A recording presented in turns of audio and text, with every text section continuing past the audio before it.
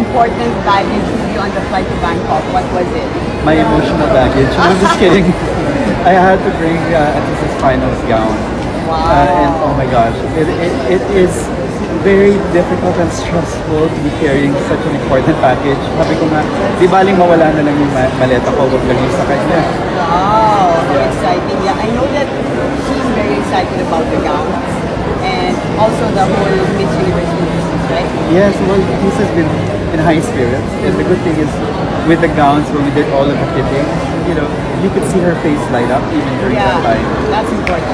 Yes, so, and we always encourage them, and contrary to what people seem to believe, we actually allow the girls to choose their gown. We always ask them which will be the most beautiful in. Yeah. And that's very important, and it will show us.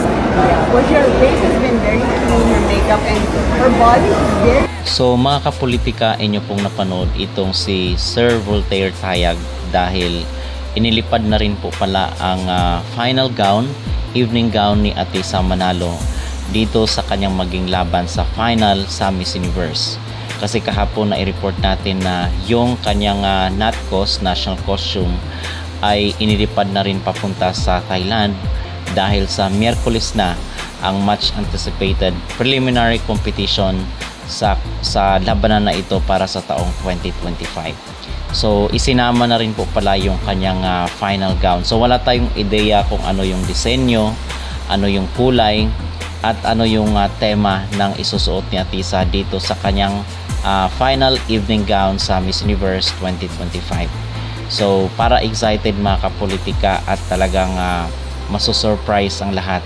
Sabi ko nga doon sa ating mga naunang komentary ay kinakailang bihisan ng maganda itong si Atisa para lumutang yung kanyang ganda, kasi I believe na yung final gown ay isa sa mga edge ni Atisa Manalo. So doon siya dapat bihisan ng maayos, ng maganda, ng very explosive na talagang mapansin siya ng mga judges at masasama siya sa kanilang mga paborito sa kanilang listahan.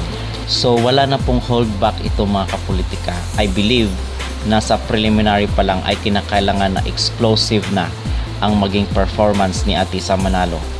Bakit ba natin nasabi na sa preliminary pa lang ay ibigay na lahat ni Atisa? Kasi mga kapolitika, magkaiba po ang mga judges dito sa preliminary at sa finals. At remember, doon sa sinabi ni Pia Wurtzbach, hindi siya pansinin noon sa competition sa edition. Nung nagsimula ang Miss Universe 2015, ay walang pumapansin ng mga hot list dito kay Atisa Manalo, not until sa preliminary round. So doon siya napansin. So kinakailangan na ito ang gagayahin ni Atisa Manalo. Kinakailangan doon sa preliminary sa Miyerkules, which I believe na alam naman na nila at game plan na nila yan, kasi sila ang mas nakakaalam kaysa sa atin. Kinakailangan na doon ay talagang very explosive at pasabog ang kanyang magiging dating, kanyang magiging outfit, kanyang susuotin sa kanilang bahagi ng kompetisyon na ito. Okay, so yun lang mga kapolitika. At doon po pala meron kasing nagtatanong sa mga pabutuhan dito sa Miss Universe, hindi daw nila alam. So very lang po, very easy, 1, 2, 3 lang po yung process or steps kung paano bumuto doon sa kailang app. Okay, so kung may Play Store kayo, Apple Store or Google Store, i-download nyo po yung Miss Universe app. So ito po yung itsura ng kanilang app mga kapolitika. Type mo lang Miss Universe doon sa Play Store. So once ma-download mo yun is mag-ask ng registration, di ba? So mag-register ka doon sa kailang app, ilagay mo yung email mo, and then mag-create ka ng sariling password. Hindi yung password mo mga kapolitika na original sa sa email mo. So pwede kang mag-create ng new password dito sa Miss Universe app. Okay, for security na rin. And then once maka-login ka na is makikita mo yung sa taas. Once meron ka ng Miss Universe app, makikita mo yung sa taas sa left side is cast vote. Okay, so i-click mo yun, yung cast vote, and then makikita mo yung categories. Very simple. At once makita mo yung categories, halimbawa i-click mo yung People's Choice. Okay, so after that is scroll down mo lang kasi maraming mga candidate. I-scroll down mo lang, hanapin mo si Atisa Manalo, Philippines. So once makita mo yung mukha ni Atisa doon sa sa People's Choice category, is i-click nyo po yung get vote. Dalawa kasi yun, get vote and then vote now. So doon sa vote now is meron pong bayad yon. Pero dito sa get vote is free. Merong option doon na free sa pamamagitan ng watch ads. Okay, so kung gusto nyo ng free is i-click nyo po yung merong option na ads. And then kung gusto nyo namang bumili is i-click nyo po yung vote now. Okay, so ganun lang kasimple mga kapolitika, and then hintayin nyo lang na mag-pop up yung message na kung saan ay na-count yung inyong boto. So ganun lang po kasimple at ganun lang po kadali ang voting system dito sa Miss Universe. Kinakailangan nyo lang mga kapolitika ng pasensya, okay, at yung waiting time kasi naglo-loading minsan yung kailang app. So yun lang po ang ating update, at gumawa po pala ng kasaysayan itong si Atisa Manalo dahil naka 1 million vote na siya, 1 million plus vote na siya dito sa kanilang voting system. So isa ito sa ito ay isang makasaysayan dahil siya ang kauna-unahang Pinoy or Pinay na ipinadala dito sa Miss Universe na umabot ng 1 million ang kanyang boto. And then aside from that is tinulungan rin po siya dito ni Angel Locsin na mayroong 20 million plus followers dito sa kanyang mga social media platform. So doon sa laban ni Emma Tiglao ay tinulungan rin po ni Angel Locsin itong si Emma doon sa mga reaction sa mga botohan sa page ng Miss Grand International. And ngayon naman is andito na naman po si Angel Locsin tumutulong dito sa ating kababayan na nakikipaglaban sa Thailand. So nagbigay rin siya doon ng kanyang tip paano bumoto, and for sure ay bumoto na rin po itong si Angel Locsin kasi undoubtedly is mayaman naman itong Filipina celebrity na si Angel Locsin. And then aside kay Angel Locsin ay todo rin po at all out rin ang support ng actress na si Jeneline Mercado. So yun mga kapolitika, bayanan at tulong-tulong dahil 2 araw na lang po ay mag-close na po yung botohan. So kinakailangan na maihabol natin at ibagsak na po natin yung lahat ng ating suporta dito kay Atisa Manalo sa kanyang maglaban dahil ginagawa po lahat ni Atisa ang lahat ng kanyang makakaya.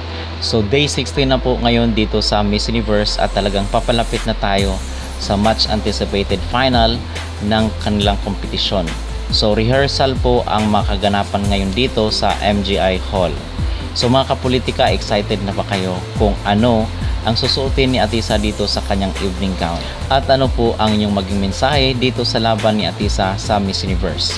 Mag-comment down below at huwag kalimutang mag-like at mag-subscribe na rin kayo para updated kayo sa ating mga latest issue. At narito po pala ang ibang bahagi ng interview ni Miss Diane Castillejo dito sa ating kababayan na si Sir Voltaire Tayag.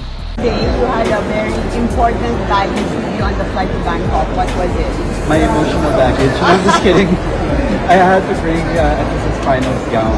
Wow. And oh my gosh, it is very difficult and stressful to be carrying such an important package. Sabi ko nga, di baling mawala na lang yung maleta ko, wag lang yung sakay niya.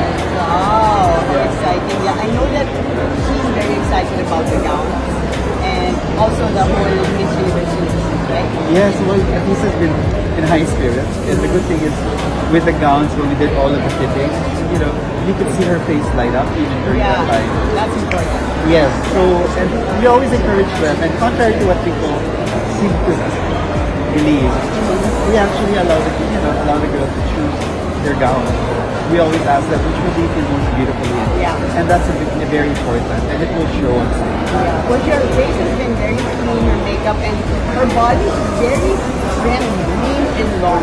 Yes, Right? she's worked very hard to get to where she's at, both emotionally, mentally, physically, and also with all of the outfits. It's a lot of hard work, and she's doing so much, along with the Miss Universe board and also her team. Everybody's been working doubly hard to make this 18-year dream of hers come true. That's right. She started her pageant when she was a young girl. She was 10 years old when she started. And, you become so proud of somebody like that because they didn't stop, they persevered. And who she is, partly because of all those experiences. That is true. And but she has a very, I would call it a composed confidence, right? Very similar to, let's say, the Felipe Gomez. It's that side of the And with Atisa, you know, she's naturally a quiet person. Yeah. But when she's on stage and when she needs to perform, she's there. Yeah. It's still her, but an elevated version. So, what advice have you given her, especially in these last couple of days? What do you think we're gonna be relating to her? You know, I tell her, don't overthink. Don't think too much. Don't pressure yourself. Because everything that you've done, you already have it. It's all a matter of muscle memory. Muscle memory and also emotional memory. She's competed in an international finals, so that's an advantage that you have. And I just, every morning I would just tell her, I'm proud of you. Because at this point, alam mo yung, even with the best of intentions, you want to encourage na lang. Yeah. Kesa yung pinagsasabihan. I really like that. Like you said, every morning she would make up her message like, I'm proud of you. And that really sets the tone for the way you're going to feel. Yes, yes, it's very important. I think that's something that I've learned in pageantry after all these years. Pagdating dun sa weeks or days before, yun yung kailangan na Boost na lang, no? Oo, kasi one, yung ang galing na nila talaga naman on stage, and then maganda na talaga sila, and they're so well prepared to. Yeah, at this point, kailangan na lang, alam mo yung parang moral support and that boost. And that's something that I think we focus on. Well, good luck to us. Thank you, and thank you, Diane. You're here yet. Of course.